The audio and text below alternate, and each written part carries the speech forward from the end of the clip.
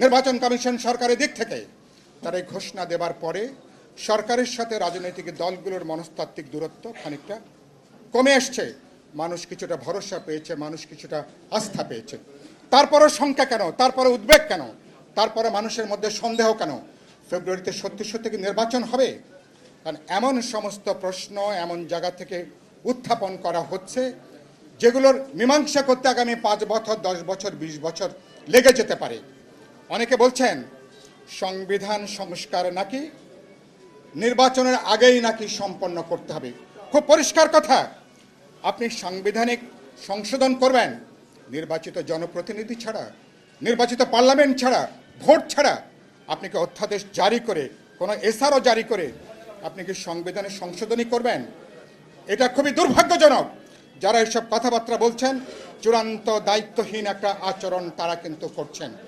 তার মানে হচ্ছে তারা ফেব্রুয়ারি গোটা নির্বাচনকে অনিশ্চিত সময়ের কালের জন্য তারা ঝুলিয়ে দিতে চান। অনেকে বলছেন কি তারা পিআরে তারা যাবেন, সংখ্যানুপাতিক পদ্ধতি তারা যাবেন। নিম্ন পরিষদে পিআরের ব্যাপারে কোনো আলোচনাই নাই। এ ব্যাপারে এটার ঐক্যমত কমিশনের দিক থেকে ব্যাপারে কোনো আলোচনা নাই। যেটা আলোচনাটা এসছে উচ্চ কক্ষের ব্যাপারে সংখ্যানুপাতিক পদ্ধতিতে যাওয়া যায় কিনা। আমরা অনেকগুলো দল এ ব্যাপারে আমরা বলেছি, বিএনপি নোট অফ ডিসেন্ট সহ তারা এটাকে সম্মত হয়েছেন। আগামী পার্লামেন্টে যে আলোচনা করে এ ব্যাপারে আমরা চূড়ান্ত সিদ্ধান্ত গ্রহণ করব। এখন এগুলোকে যদি আপনাদের অজুহাত হিসাবে দাঁড় করান তাহলে বুঝতে হবে থলের মধ্যে অন্য কিছু আছে।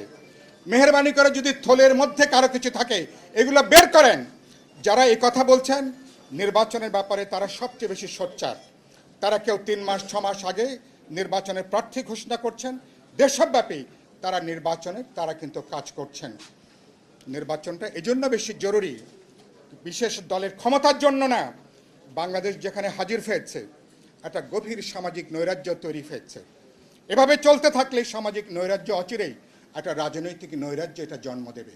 আরেকটা কথা, বাংলাদেশ তার ইতিহাসের সবচেয়ে বড় নিরাপত্তা ঝুঁকির মধ্য দিয়ে বাংলাদেশ এখন পার করছে। রোহিঙ্গা সংকট, 3 পার্বত্য জেলা সংকট, সীমান্তের চারিপাশে ভারত সহ বিভিন্ন পরাশক্তির যে ভূমিকা, এই ভূমিকাটা একটা অনির্বাচিত সরকার, বাস্তবে যার কোনো রাজনৈতিক কোনো কর্তৃত্ব এখন আমরা দেখছি না, যদি চলতে থাকে বাংলাদেশ ভয়াবহ নিরাপত্তা ঝুঁকির মধ্যে পড়বে।